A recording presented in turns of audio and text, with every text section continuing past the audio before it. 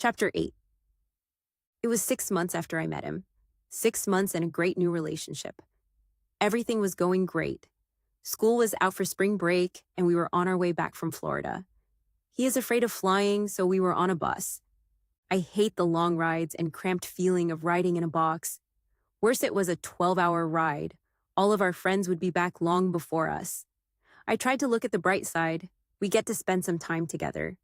He knew I was being sarcastic when I said it, and his mood instantly soared. So for a few hours, we didn't speak. I let my iPod blast into my ears, focusing my attention out the windows. He tried plenty of times to touch my legs and face. I just ignored them. Finally, he snatched my iPod and it flew across the aisle. A guy around our age picked it up and tossed it to me with a smile and wink. I can't tell you if he was cute or not. I did give him a sexy smirk back, thanking him. It happened so fast. I barely remember his moving, just the sudden pain as he palmed the back of my head, snagging my hair. Right in front of me, ignore me, then act like a slut, he growled into my ear. Bitch! Stop, you're hurting me, I gasp, but try not to cause a scene. Shut up! He shoves my head and I hit the glass with a thud. I'm dizzy for a second and know it's going to bruise.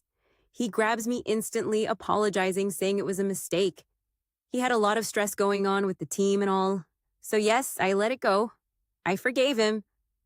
It was my fault for provoking him like that anyway. Wasn't it? Chapter 9. Bless blinks out of her memory, trembling and covered in sweat.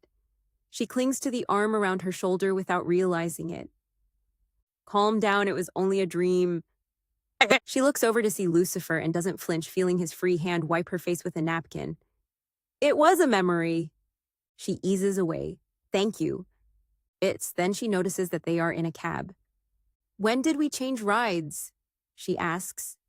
He smirks. 2 hours ago, I didn't see a need to wake you up. She sits up, stretching her arms. I wish you would have. Some things hurt to see again. She yawns. How exactly are we going to kill Lilith?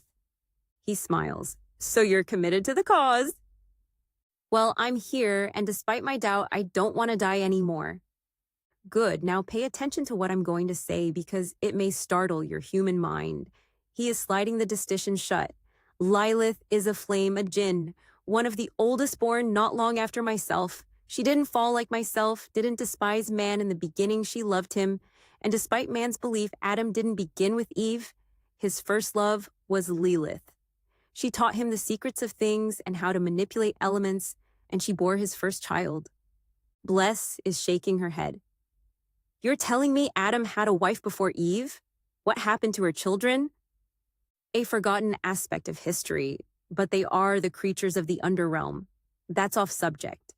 The Creator became angry with their union, so he created what was a more suitable partner, and cursed Lilith with banishment from the heavens.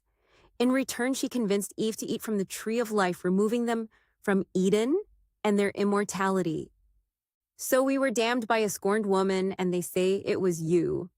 Bless is shaking her head. Lucifer nods. Like I said, I'm not as evil as you people attribute, but Lilith's goal was to show flaw in Eve and to regain Adam. She gave him a third of her grace, and it gave him enough power to stay alive outside of Eden. Still, he wouldn't forgive her and used the power to fight her, banishing her from their presences. Lucifer pauses. Cain and Abel were born, but the grace didn't pass to Cain, only Abel. It was the jealousy of Cain that drove him to Lilith and her dark ways, begging her to kill Abel so he could obtain his grace. But when she tried, the grace made Lilith unable to kill him. Outraged, Cain did the deed himself. Adam arrived, capturing Abel's grace in an orb, and vowed to give it to one of Abel's descendants to kill Lilith because, despite what she had done, he loved her enough not to do it himself. That still doesn't explain how I'm supposed to help you, Bless states. Lucifer is shaking his head.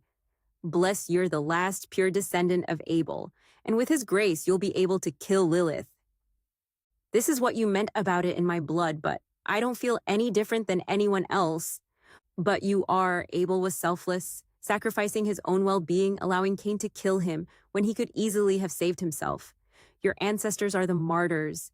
You can be as amazing as the great ones, Bless, you only have to believe. Bless is shaking her head. Lucifer's words sound so good. Too good to be true. She wants to believe him, but she knows herself he doesn't. I'm sorry, Lucifer, but I'm not what you think I am. I'm weak, broken, and I'll eventually make you mad and let you down. Lucifer frowns. No, Bless. You're already doing it by playing your own victim. We'll be at my home soon. Get some rest. Bless sighs and leans her head on the window. Lucifer wipes his face watching her, a new hat building in his heart for the people who broke this woman, a hard-hitting irony for all the people he tormented. He finds himself silently praying to the one thing always furthest from his mind.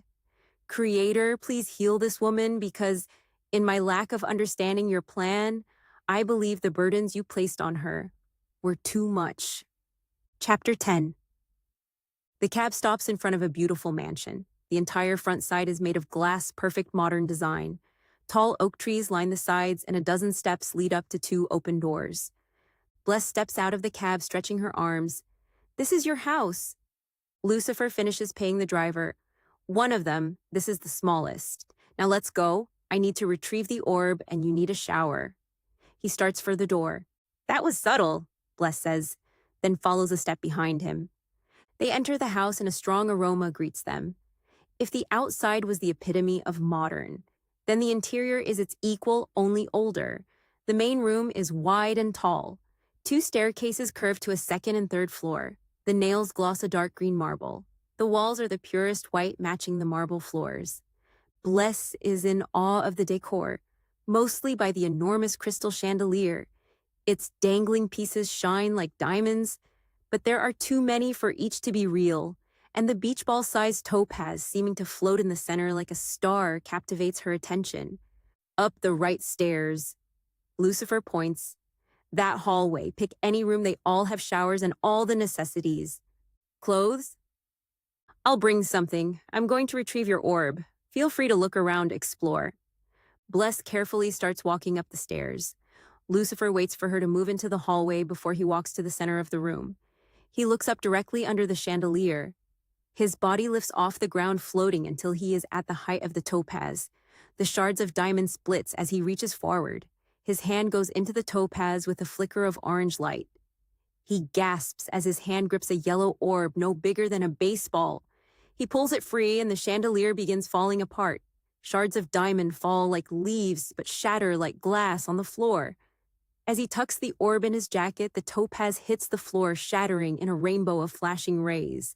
Lucifer sighs, feeling the orb on his chest. He isn't meant to hold something so pure, and it sends a dull, throbbing burn through his body. But to him, it feels like hope. Hope that his suspended punishment doesn't yet have to come. The agony of it worse than this slight discomfort. Bless is standing in the bathroom, one that the size of her old bedroom. The floor looks like glass. She knows the ceiling is. The sink and toilet are gold. A large tub sits in the center. It looks as if it was carved from an impossibly large chunk of glass. She found an array of soaps in a cabinet, and the strong vanilla scent is nearly suffocating. The tub is near full and automatically cut off. Bless strips away her ragged clothes, tossing them aside slowly. She steps into the hot salt water and sits down. The water and bubbles come to her neck, and she sighs. Just resting like this, she realizes how much she's been neglecting herself, and sadly, that Lucifer is right. Her own victim. Bless lets herself dip completely under the water, not for the dirt, but the shame of her life. The door opens and Bless pokes up surprised. Lucifer is walking towards the tub with an arm full of clothes. Ever think to knock? Bless yells, covering herself. He laughs, just bringing you some clothes, no harm intended. He places the clothes on the edge of the tub. I'll be in the room so we can discuss how you're going to use the orb. He turns to leave. Wait, Bless calls. I've been wondering, what do you do? I mean, I know you don't dedicate your entire life to saving people. He laughs but doesn't turn around. You mean between tempting souls and cursing people, playing mankind's mortal villain? She can hear the sarcasm and throws a bar of soap at him. I'm serious. He shrugs. I simply enjoy what you people take for granted life. I used to be the tormentor of legend, but after so many years, I learned I couldn't keep up with the things you did to each other. He leans on the sink and laughs. I became so mad I started playing Avenger, but only the creator got the credit, so I stopped.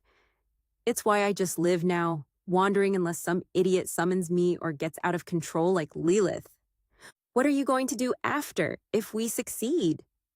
He shrugs. I wonder if I don't plan things.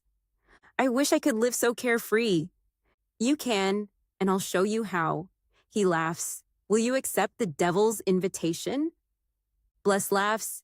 You're asking me to live with you? Not live, but live, he gestures with his hands, to truly enjoy this world. Besides, there is no way to know what the grace will give you. He starts leaving the bathroom. Let me know so we can call your family. Bless lets him walk away. Her mind is stuck on his last word. Sadly, it's been too long since she's even thought about them, and just that quick, it's all coming back.